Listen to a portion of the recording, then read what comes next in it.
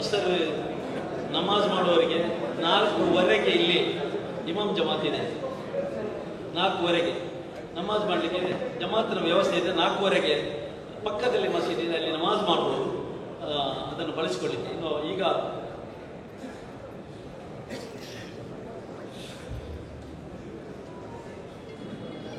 ನಾನು ಈ ಮುಖಾಂತರವಾಗಿ ಆ ನಂತರದ ದಯವಿಟ್ಟು ಯಾರು ಪರಸ್ಪರ ಪ್ರೀತಿ ಇಟ್ಟು ಬಹಳ ಗೌರವಯುತವಾಗಿ ದಯವಿಟ್ಟು ಯಾರು ಸಹ 2 ಕೈ ಮುಗಿದು ತಮ್ಮ ಹತ್ರ ವಿನಂತಿ ಮಾಡ್ತಾ ಇದ್ದೇನೆ, ಯಾರು ಪರಸ್ಪರ ಮಾತಾಡಬೇಡಿ. ಇಲ್ಲಿ ಚರ್ಚೆಗಾಗಿ ಕರೆದಂಥ ಸಭೆ ಅಲ್ಲ. ಮೊದಲೇ ನಾವು ತಮ್ಮ ಹತ್ರ ತಿಳಿಸಿದ್ದೇವೆ, ಚರ್ಚೆ ಮಾಡಲಿಕ್ಕೆ ತಗೊಂಡ ಸಭೆ. ದಯವಿಟ್ಟು ಅಲ್ಲಿ ಶಬೀರ್ ಸ್ವಲ್ಪ ಕಂಟ್ರೋಲ್ ಮಾಡಿಕೊಳ್ಳಿ ದಯವಿಟ್ಟು. ಅಲ್ಲ, ವಿಷಯಕ್ಕೆ ಬರ್ತಾ ಇದ್ದೇನೆ, ವಿಷಯಕ್ಕೆ ಬರ್ತಾ ಇದ್ದೆ. ಇದು ಇಷ್ಟು ಪೀಠಿಕೆ ನಂತರ ನಾವೆಲ್ಲ ಸಭೆ ಸೇರಿದೆವು. ಈ ನಿರ್ಧಾರವನ್ನು ಪ್ರಕಟಿಸಲಿಕ್ಕೆ ಈ ಸಭೆಯನ್ನು ಇವತ್ತು ಕರೆದಿದ್ದೇವೆ. ಮಾಧ್ಯಮದ ಸ್ನೇಹಿತರನ್ನು ಕರೆದಿದ್ದೆವು. ಜಿಲ್ಲೆಯ 8 ವಿಧಾನಸಭಾ ಕ್ಷೇತ್ರಗಳಿಂದಲೂ ನಮ್ಮ ಪಕ್ಷದ ಕಾರ್ಯಕರ್ತರು ಬಂದಿದ್ದೀರಿ ನೀವೆಲ್ಲ. ಇದು ನಿನ್ನೆ ಸಂಜೆಯ ನಂತರ ನಾನು ಮಾಧ್ಯಮಗಳಿಗೆ ಬೈಟನ್ನು ಕೊಟ್ಟೆ. ಈ ಜಿಲ್ಲೆಯಲ್ಲಿ ಶಾಂತಿ ಸುವ್ಯವಸ್ಥೆ ಕಾಪಾಡಬೇಕು. ಯಾವುದೇ ಕಾರಣಕ್ಕೆ ಕಾನೂನಿನಲ್ಲಿ ತಾರತಮ್ಯವನ್ನು ಮಾಡಬೇಡಿ. ಅಮಾಯಕರ ಕೊಲೆ ಯಾವುದೇ ಕಾರಣಕ್ಕೆ ಆಗಬಾರದು. ಜಿಲ್ಲೆಯ ಗತವೈಭವ ಮತ್ತೆ ಮರುಕಳಿಸುವಂತಾಗಬೇಕು. ಶಾಂತಿ ಸುವ್ಯವಸ್ಥೆ ನೆಲೆ ಕಾಣಬೇಕು. ಗೃಹ ಇಲಾಖೆ ಇದಕ್ಕೆ ಸಂಪೂರ್ಣ ವೈಫಲ್ಯ ಕಂಡಿತು. ಇದನ್ನು ಸಹಿಸಿಕೊಳ್ಳಿಕ್ಕೆ ಆಗುವುದಿಲ್ಲ ಅಂತ ಹೇಳಿ ನಾವು ಈ ನಿರ್ಧಾರಕ್ಕೆ ಬಂದದ್ದು.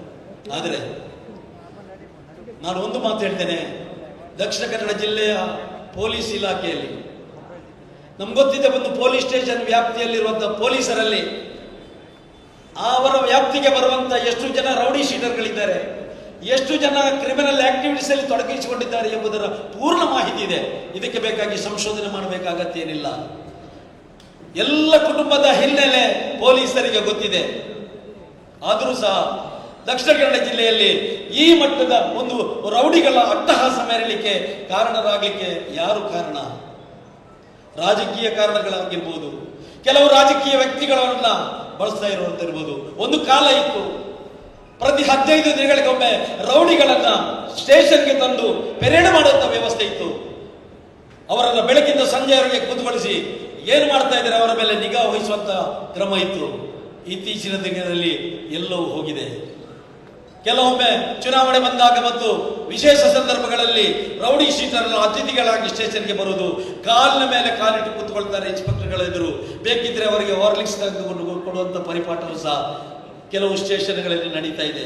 ಹೀಗಿರುವಾಗ ಈ ಅಕ್ರಮ ಚಟುವಟಿಕೆಗಳನ್ನ, ಈ ರೌಡಿಸಮ್ಗಳನ್ನ, ಈ ಬೇರೆ ಬೇರೆ ಅಕ್ರಮ ದಂಧೆಗಳನ್ನ ಮಟ್ಟ ಹಾಕಲಿಕ್ಕೆ ಯಾರಿಗೆ ಸಾಧ್ಯ?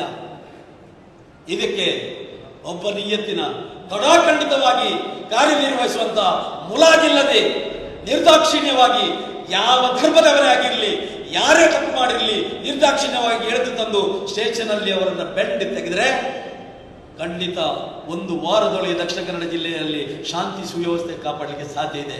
ಆದರೆ ಪೊಲೀಸ್ ವ್ಯವಸ್ಥೆ ಸಂಪೂರ್ಣ ವಿಫಲ ಆದ ಕಾರಣ ನಾವು ಈ ನಿರ್ಧಾರಕ್ಕೆ ಬರಬೇಕಾಗಿದೆ.